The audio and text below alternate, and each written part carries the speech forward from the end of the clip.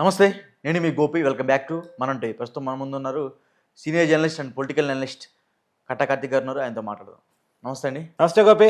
So యాక్చువల్గా మనం చూసుకోవచ్చు, రీసెంట్ టైమ్స్లోనే వైఎస్ఆర్సీపీలో చాలామంది నాయకులు కూడా వరుసగా అరెస్ట్ అవుతున్న క్రమం మనం చూస్తూనే ఉన్నాం. అదేవిధంగా రీసెంట్గానే బోరుగడ్డ అనిల్ కూడా బయటికి తప్పించుకుని తిరుగుతున్నట్టుగా కొన్ని వార్తలు వస్తున్నాయి. అదేవిధంగా కొడాలి నాని అనుచరులు కూడా ముగ్గురు అయితే పోలీసులు అయితే విచారణకు రమ్మని ఆదేశించారు. అదేవిధంగా కొడాలి నాని కూడా ఎప్పుడు అరెస్ట్ అవ్వబోతున్నారో మీ మాటలు.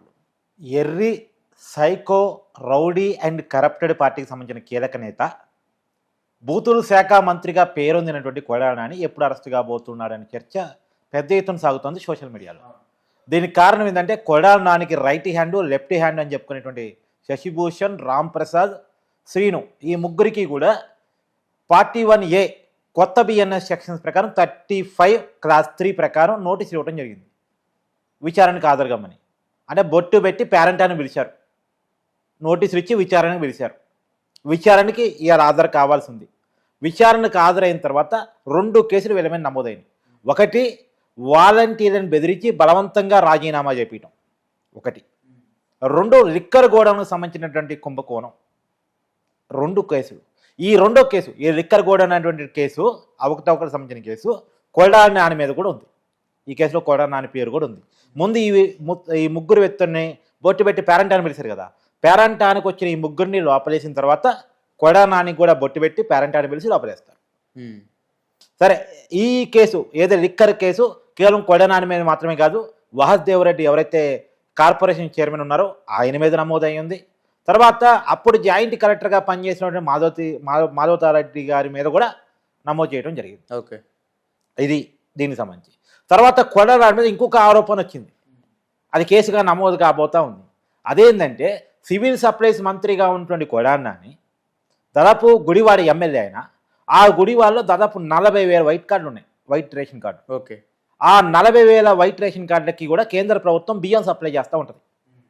ఆ బియ్యాన్ని వాళ్ళకి అందించాల్సినటువంటి కొడాలి నాని దాదాపు 15,000 మంది కుటుంబాలకి అందించాడు.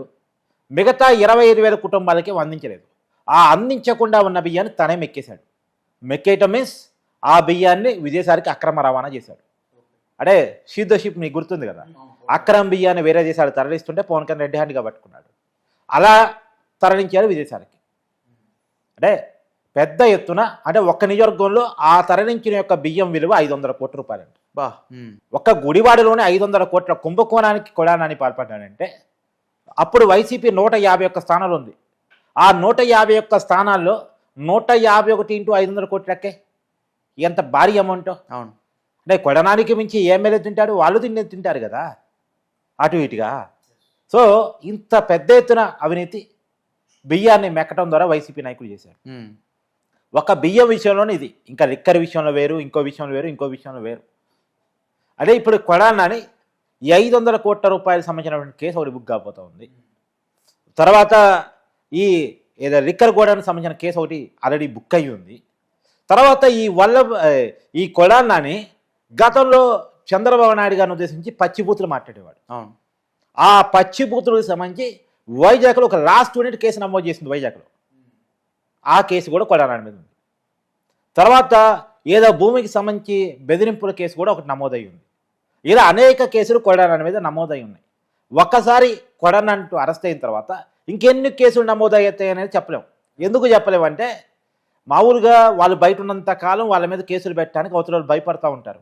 ఏమన్నా చేస్తాడేమో, బెదిరిస్తాడేమో, కిడ్నాప్ చేస్తాడేమో. ఎందుకంటే వల్లభనేని వంశీ కేసులో చూసినాం కదా, తన మీద కేసు పెట్టినటువంటి వ్యక్తిని ఏ రకంగా కిడ్నాప్ చేశాడు, ఏ రకంగా బెదిరించాడు. అవును, అలా కేసు బెదిరిస్తారు, భయపెడతారు. ఎందుకు వచ్చిన గోల, మనం ఆగమాగమైపోతాం, మన కుటుంబాలు ఆగమాగమైపోతాం, మనం చిన్నోళ్ళం, వాళ్ళ పెద్దోళ్ళు అనే ఫీలింగ్లో ఉంటారు. కానీ వాళ్ళకి ధైర్యం ఎప్పుడు వస్తాయి, వీళ్ళు అరెస్ట్ అయిన తర్వాత వస్తాయి. వీళ్ళు ఒకసారి అరెస్ట్ అయిన తర్వాత వీళ్ళు సంబంధించిన భూ కబ్జాలు బయటకు వస్తాయి, వీళ్ళకి సంబంధించిన బెదిరింపులు బయటకు వస్తాయి, వీళ్ళకి సంబంధించినటువంటి డబ్బులు లావాదేవీలు బయటకు వస్తాయి, వీళ్ళు చేసినటువంటి ఇంకా ఇతర కుంభకోణాలు కూడా బయటకు వస్తాయి. మరి ఎప్పుడు అరెస్ట్ చేయబోతున్నారు, ముహూర్తం ఎప్పుడు పెట్టబోతున్నారు అని చూడాలి. నిజానికి వైసీపీ నాయకులు ఒక్కరొక్కరుగా అరెస్ట్ అవుతున్న క్రమంలో, అందరికీ రంగం సిద్ధమవుతున్నటువంటి సమయంలో, విచారణలు కొంత వేగవంతమైనటువంటి సమయంలో కొడాలి నాని అతి త్వరలోనే అరెస్ట్ కాబోతున్నాడు అనేటువంటి సమాచారం మాత్రం అంతా ఉంది.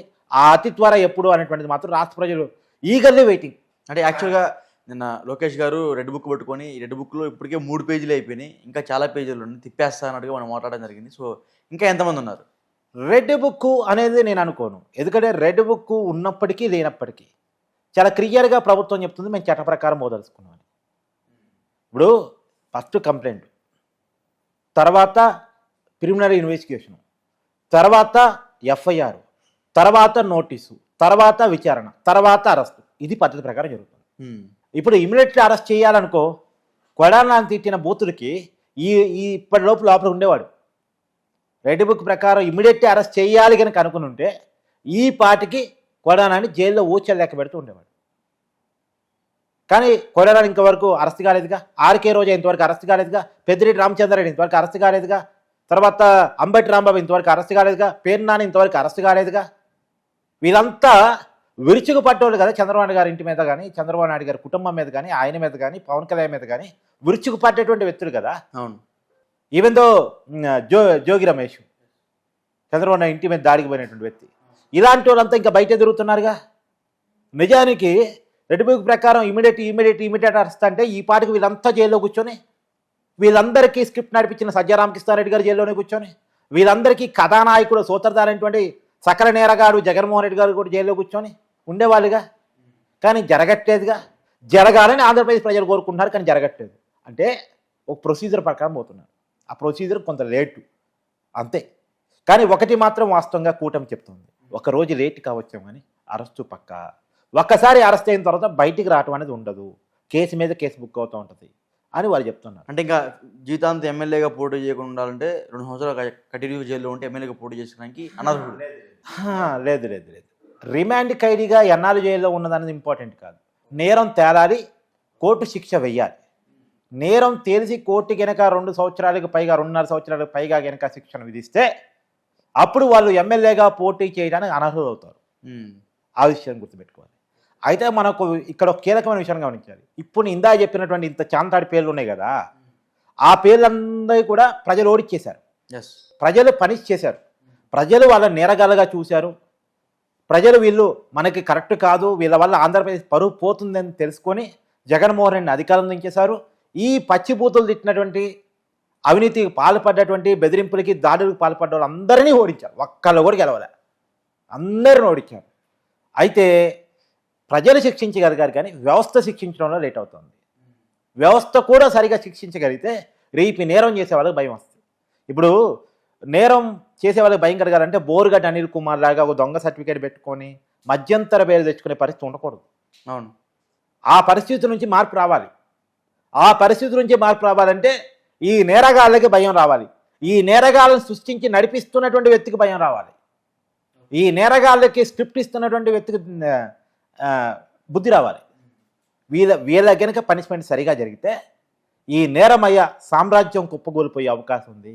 నేను మొదట్లో చెప్పాను కదా, ఎర్రి psycho rowdy and corrupted party అంటే సైకోసు, రౌడీసు, కరప్టెడ్ ఫెలోసు, ఈ ముగ్గురు కేటగిరీ, ఈ 3 కేటగిరీలు ఉన్నటువంటి వ్యక్తులని, ఈ వ్యక్తులను నడిపిస్తున్నటువంటి సజ్జల రామకృష్ణారెడ్డిని, సకల నేరగాడిని, ఆ సకల నేరగాడికి అధిపతి అయినటువంటి జగన్మోహన్ రెడ్డిని, జగన్మోహన్ని అందరినీ కూడా ఒకళ్ళొక్కరుగా లోపల వేయాల్సిందని ఆంధ్రప్రదేశ్ ప్రజలు చాలా బలంగా కోరుకుంటున్నారు. తమ తీర్పులో కూడా అదే ఇచ్చారు.